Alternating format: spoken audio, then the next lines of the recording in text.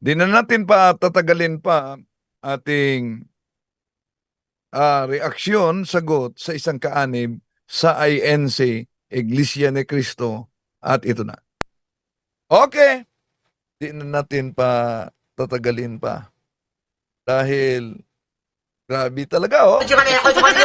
Sobra-sobra mali na. Pag magsalita ito si Mr. Salibong, nabubulol ako eh. Nag-race back, ang problema ay walang bala. Parang hangin lang. Nangamon pa siya na kung maaari, sagutin siya. O, sige, pagbigyan. Alam niyo ba kung ano ang kanilang palusot? Ang palusot nila dito, hindi yan aming aral. Sinipi lang yan ni Tomas Katangay. At sinagot yan. Aber, kung sinagot yan ni Tomas Katangay, asan sa Pasugo Magazine na sinabi ni Tomas Katangay na si San Ignacio ay hindi alagad ni San Juan Apostol? So dito pa lang sa kanilang pasugo, mga kapatid, butatan na sila. Sa intro pa lang, mukha ng obob ito si Mr. Taglibog, Mr. Talibog. Yan ang pag-uusapan natin sa video na. Ayan. Diyan umano ang pag-uusapan sa video. Ginawa niyang intro. Pero kinalaunan, itong bidyong ito, iniwasan niya. Ibigay na lang umano niya sa ministro.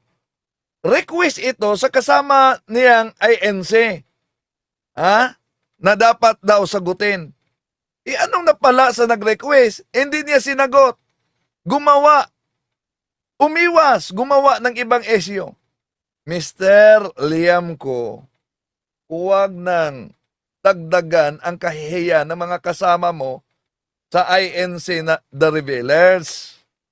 Sa intro pa lamang ng iyong video, ginamit mo ang mismong pahayag ko. Ibig sabihin, alam mong mahalaga at mabigat ang mga sinabi ko. Kaya, ginawa mo itong pambungad.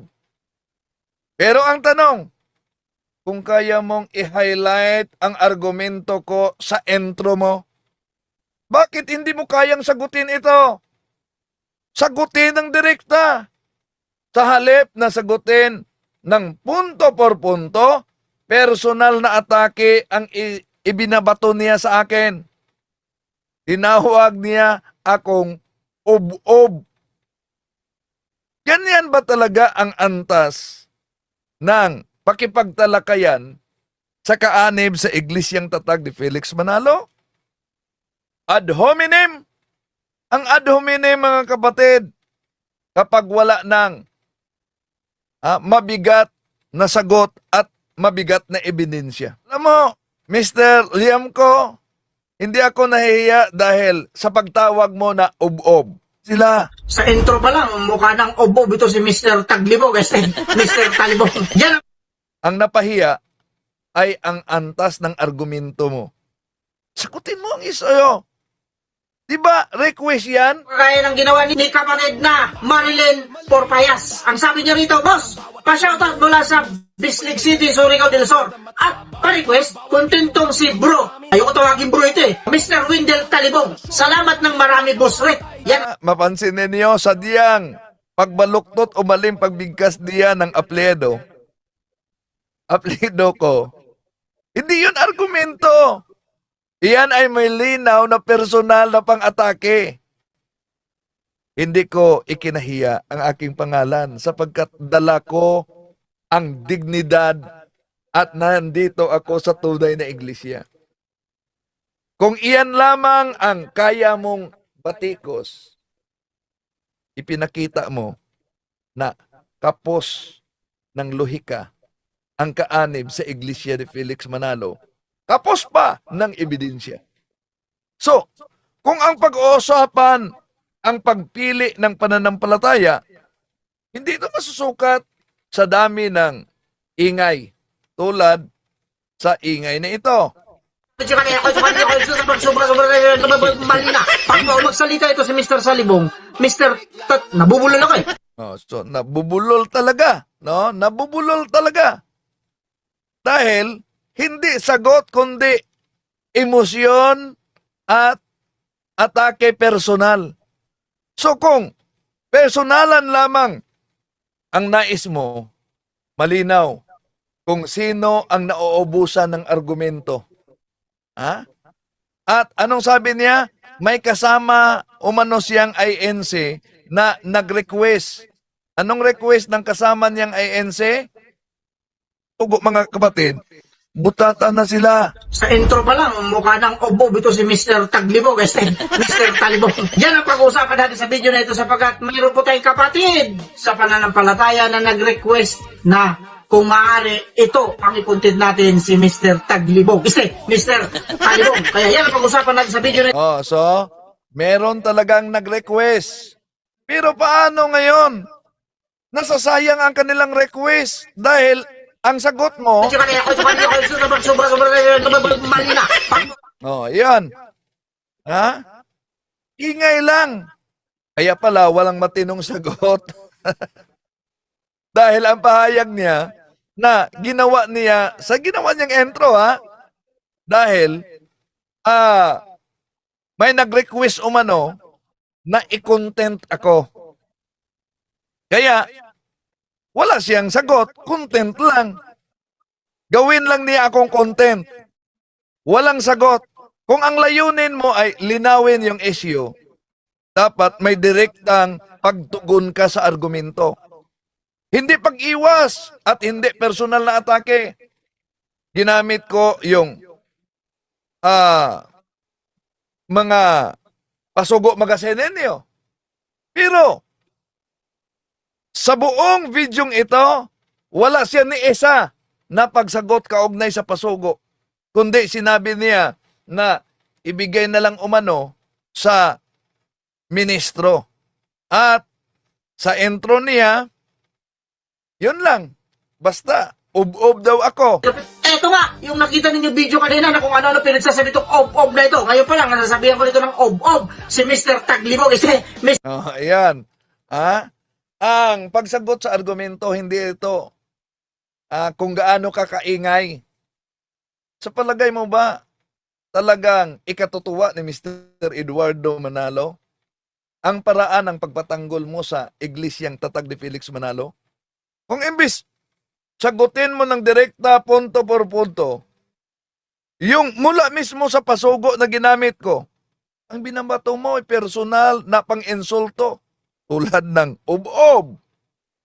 Kung mali ang sinabi ko, bakit di mo sagutin gamit ang mismong nilalaman sa inyong publikasyon? Hindi ba mas kapani-paniwala kung argumento ang iharap mo kaysa pang-insulto? Sa totoo lang mga kapatid, sino ba ang mas matatamaan sa palitan natin? Kung ang sagot mo ay puro personal attack at walang direktang paliwanag, hindi ba malinaw na ikaw mismo ang nahihirapang sumagot? Ang seryosong usapin ay dapat sinagot sa seryosong paliwanag. Hindi panlalait. Kung may mali sa aking pahayag, sagutin mo, punto por punto, batay sa ebidensya. Kung wala kang maipakitang sagot, malinaw kung sino ang kapos ng argumento. Huwag ka na lang sasagot. Ha? Kung kapos ka ng argumento. Mr. Talibog. Ngayon, bago tayo magsimula, siyempre, batiin muna natin yung ating mga Bago magsimula daw o mano. Bago magsimula, sa haba ng kaniyang hindi naman direktang pagsagot sa aking pahayag, malinaw na umiikot lamang. Umiikot lamang siya at hindi pa talaga nagsimula sa tunay na isyo. Kung sa umpisa pa lang ay puro paligoy-ligoy na at walang konkretong sagot, paano pa kaya kapag totoong simula na niya yung diskusyon niya?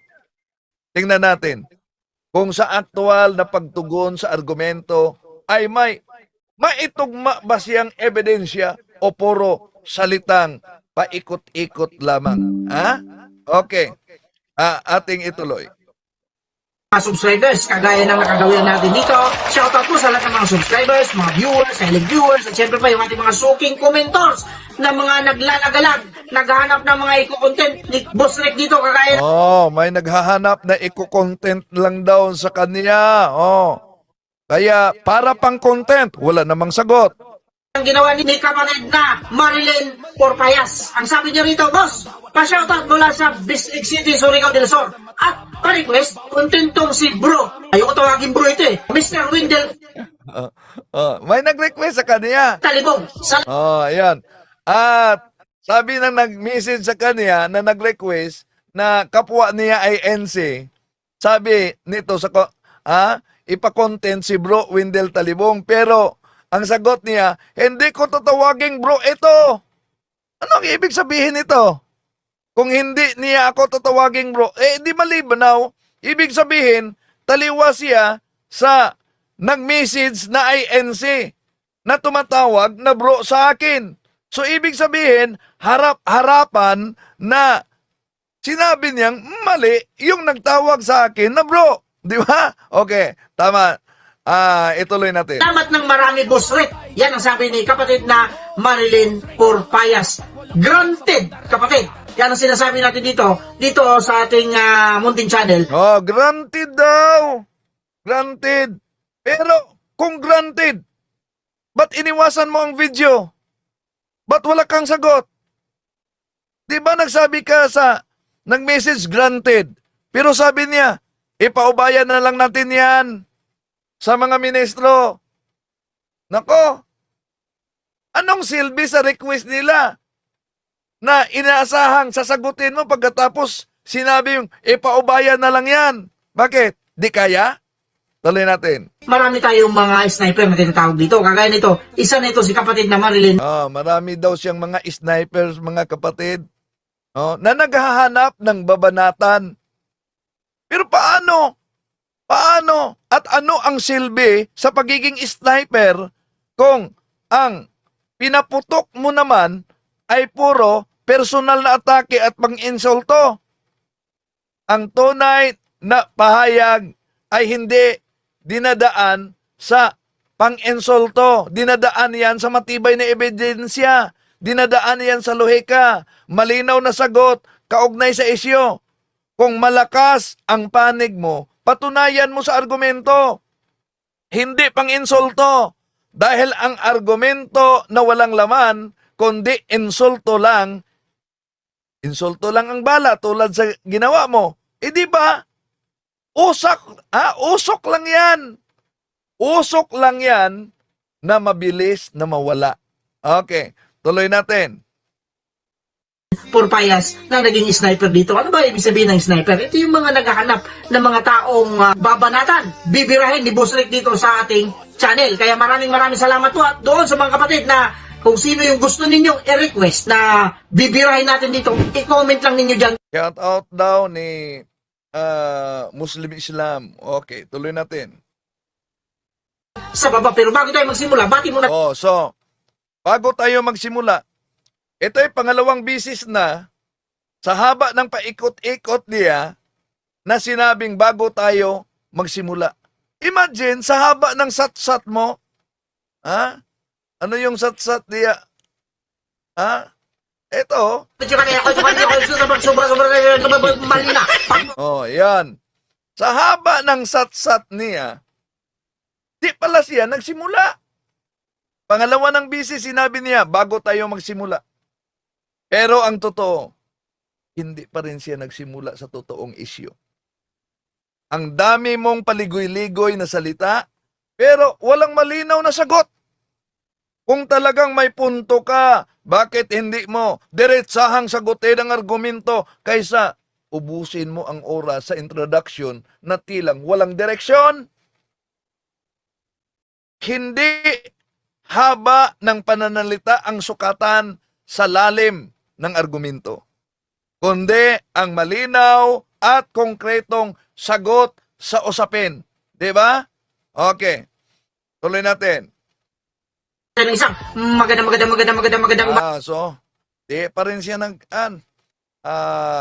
dito, ginawa niyang ang kanyang sarili na reporter, Ito ang aking trabaho ngayon. Magsa-shoutout tayo at mukhang kunti lang ito. Pero babasahin natin yung kanilang mga mensahe.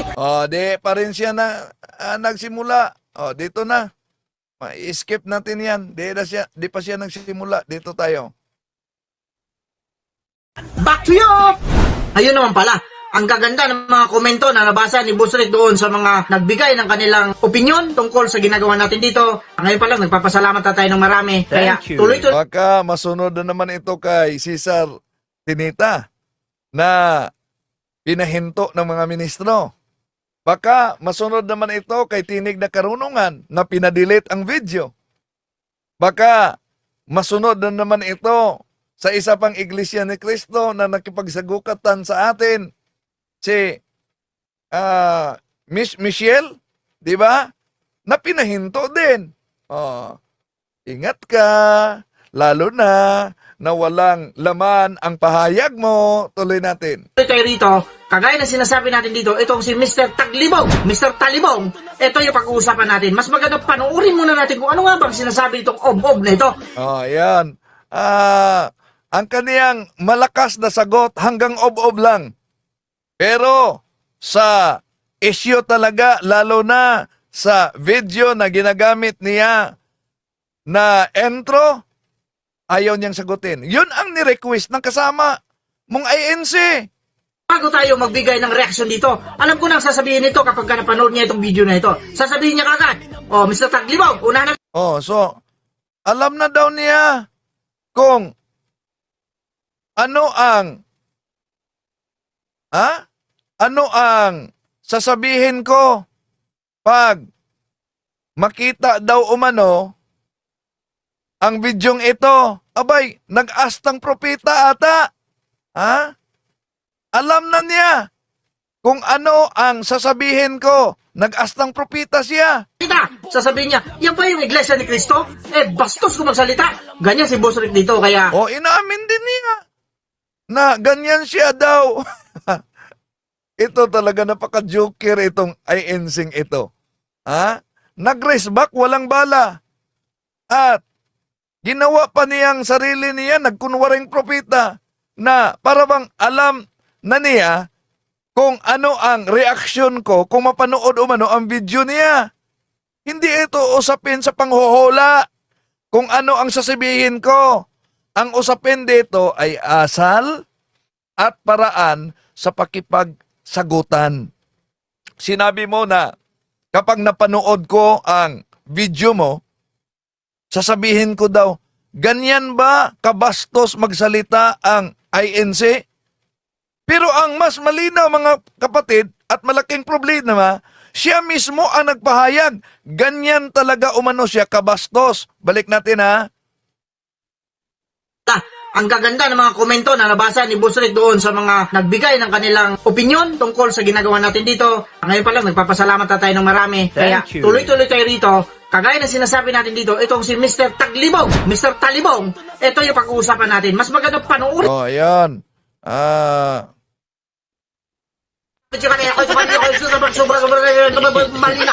ayan.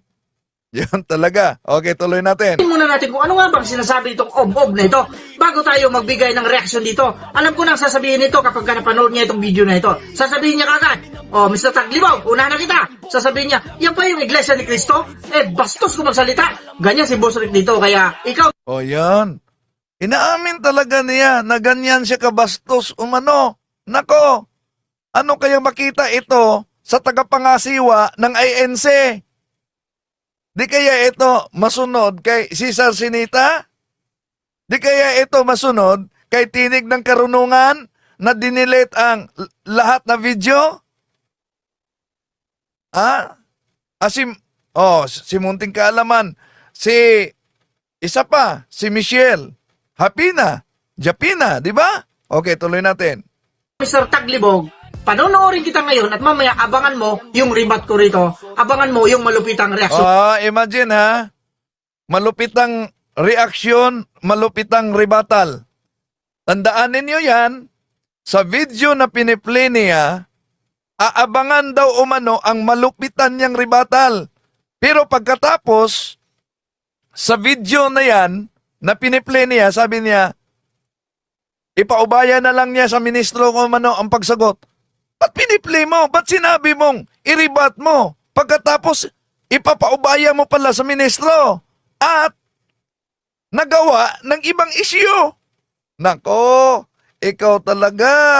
Napaka-joker mo. Tuloy natin. Rito, kaya kung gusto mo magsalita dito, pakikinggan kita mabuti, pero pag ako na ang nagsasalita, huwag ka munang magulo. Eto na yun. Oh, yun.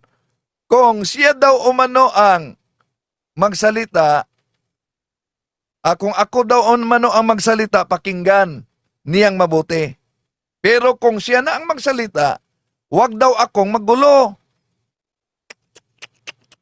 Bakit? Ha?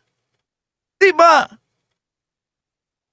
Klarong-klaro na ang piniplay niya yung video sa channel niya, video ko. Hindi yan live. Recorded yan. So, ibig sabihin, wala akong paraan para gambalahin ka. Dahil, tapos sa video na i-play mo, ikaw na naman ang magsalita. Ibig sabihin, kontrolado mo ang pag-edit, ang pag-cut, at kung ano ang ipakita mo, wala, hindi talaga ako makagambala. Di ba? Hindi yun dahil sa akin.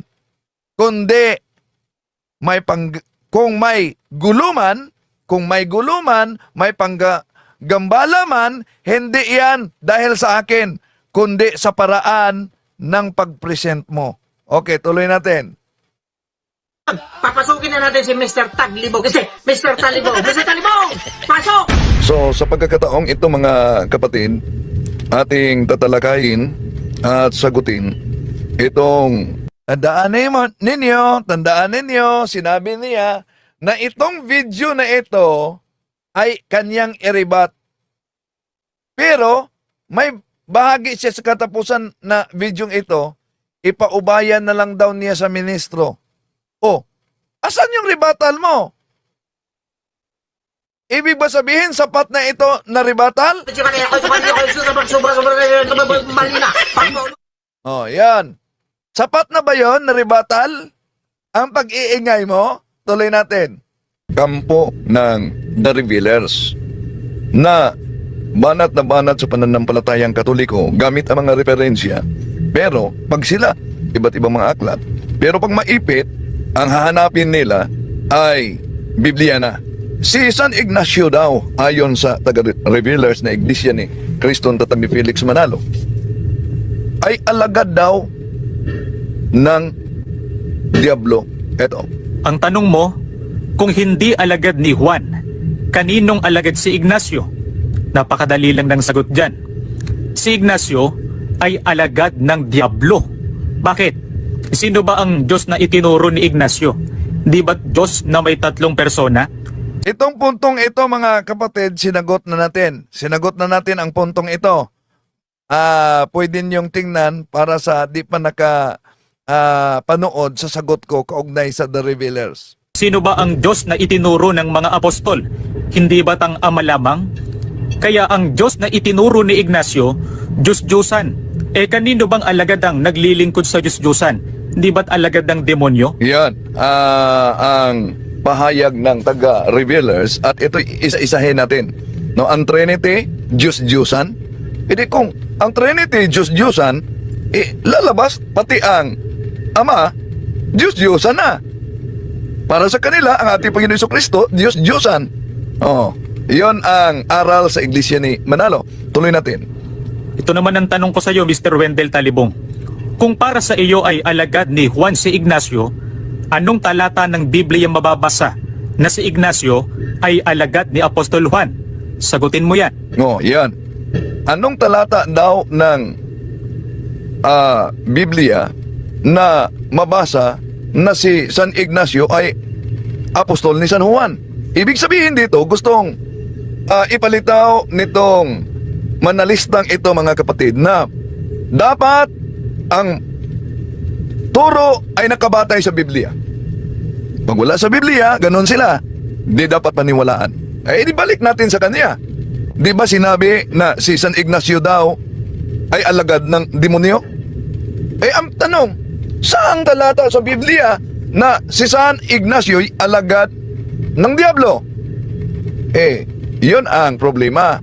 Gumamit ng referensya kaugnay ni San Ignacio Pero pag maipit, tatakbo sa Biblia. Ano ang tawag? Pag sila ay allergy na sa referensya dahil diferensya ang kanilang aral. Masugo magasin nila, mga mahal na kapatid, ito po ang mabasa natin. 1961, sa Pangulong Todling ito, sa pahina 1, nakasulat, malalantad ang kabulukan, kaya ayaw ng mga referensya. Nako, nasa pasugo ninyo yan. Imagine, ang kanilang aral, gusto nilang ipalitaw na si San Ignacio ay ay founder ng simbahang Katoliko.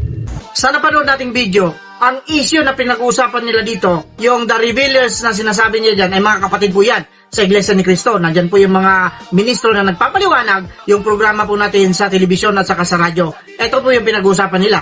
Ang issue na sinasagot ni Mr. Talibong dito ay tungkol sa kung sino ba talaga si San Ignacio. Ito nga ba talaga ang nagtayo ng Iglesia Katolika Apostolika Romana na ginagisnan ng karamihan sa atin? Yan ang pinag-uusapan natin dito. Pero sa ganang akin dito, siyempre wala akong Biblia rito. Wala daw siyang Biblia. Wala siyang Biblia. Ang nasa kanya utak lang. Basic yung daladala ni Boss Roy kasi meron tayo ganito. Yan. Walang Biblia siya, pero meron siyang ganito. Ang punto dito, di ba sabi mo, mag-rebuttal ka sa video ko? Wala ka pang Biblia. Kung wala kang rebuttal sa video ko, paanong masasabing meron kang ganito? Tuloy natin. Nandito yung mga kasagutan natin na nakasulat Nandyan daw ang kasagutan niya. Sige nga, subukan mong sagutin yung video ko. din sa Biblia. Kagaya nito, kung talagang totoong Iglesia Katolika Apostolika Romana ang totoong relihiyon, Mr. Talibong, bakit kayo sumasamba sa mga Nako! Ang layo! Pumunta na sa sumasamba ng ribulto. ribulto? Bakit kayo sumasamba sa mga larawan na ang tawag niya sa Biblia ay Diyos-Diyosan? Ngayon, Akala ko ba'y may rebuttal ka sa video ko? Di ba? Ang sabi niya, wala siyang Biblia, meron lang siya umanong ganito. Ang argumento na wala kang Biblia dahil meron ka lang ganito, hindi yan patunay ng katotohanan. Kundi, iyan ay isang anyo ng pagmamataas at pag-iwas sa usapin. Well, hindi magkalaban naman ang paggamit sa utak at paggamit sa Biblia. Ang problema, wala pang Biblia ang ginagamit, wala pang rebuttal, asa na ang utak? Diba? Sa katunayan, kung seryoso sa diskasyon ang isang tao, lalo na kung tungkol sa pananampalataya, mas mainam na may konkreto kang batayan gamit ang kasulatan. Ang Biblia ay inaamin naman ng INC na wala kayong sariling Biblia, di ba? Inaamin yan. Pero, ba't di mo sinagot?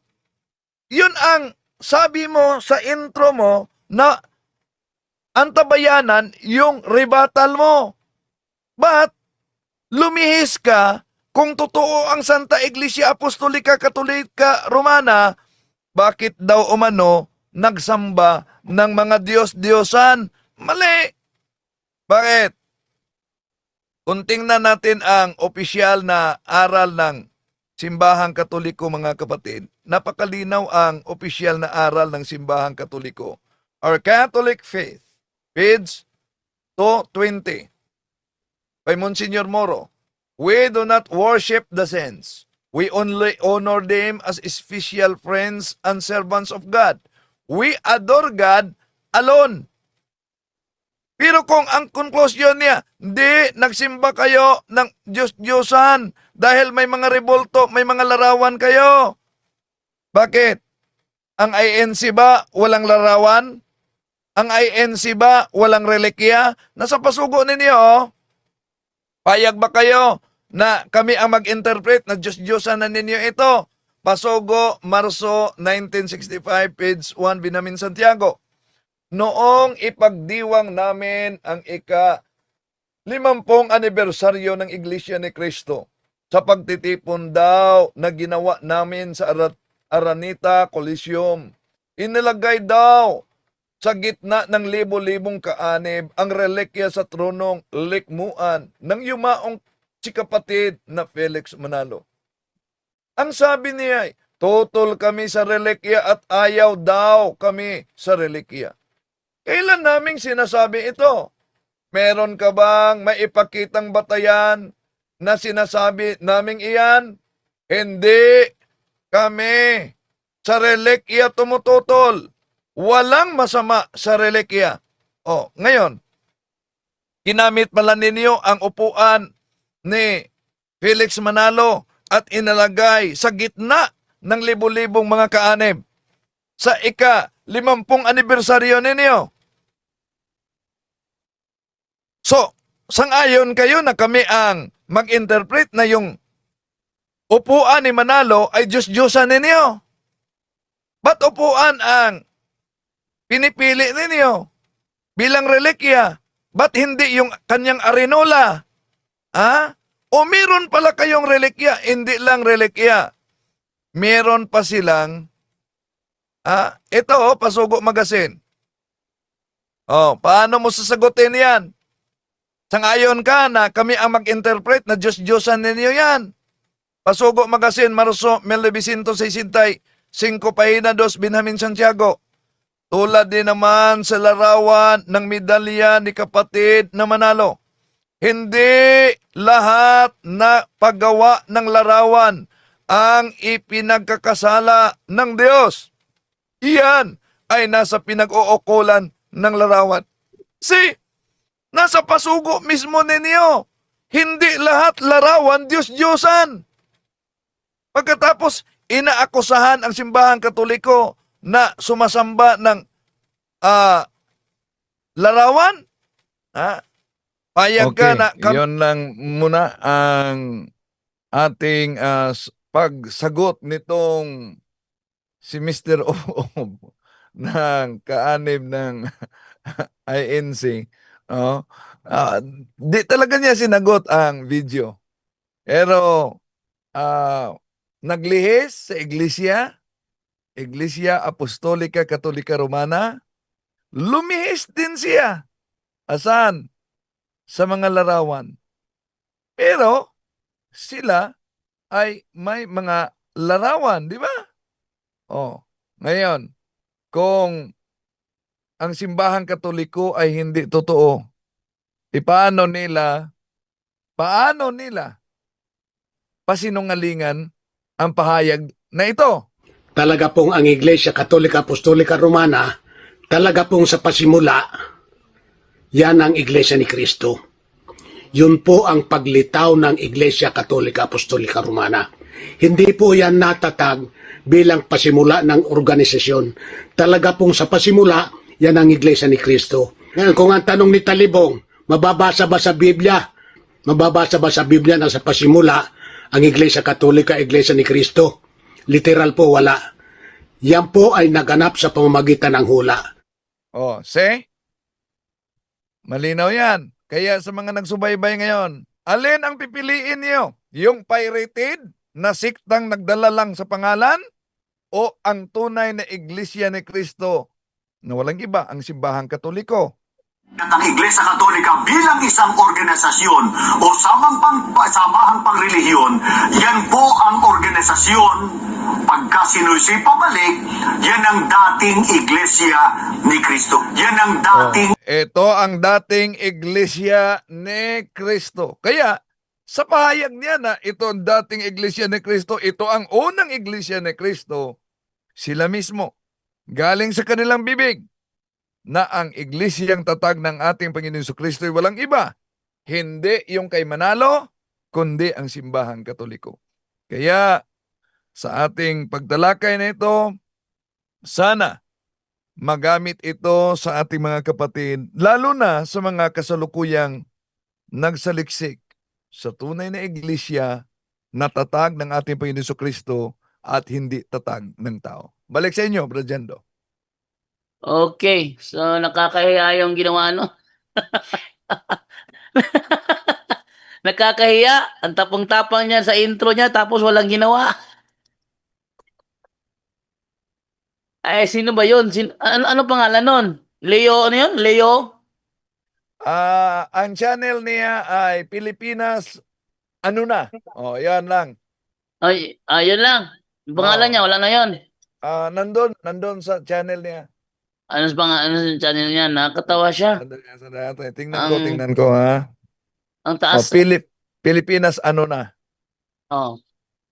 So, yung ano niya, yung yung intro niya, alin, dadaigi mo naman si Glock 9.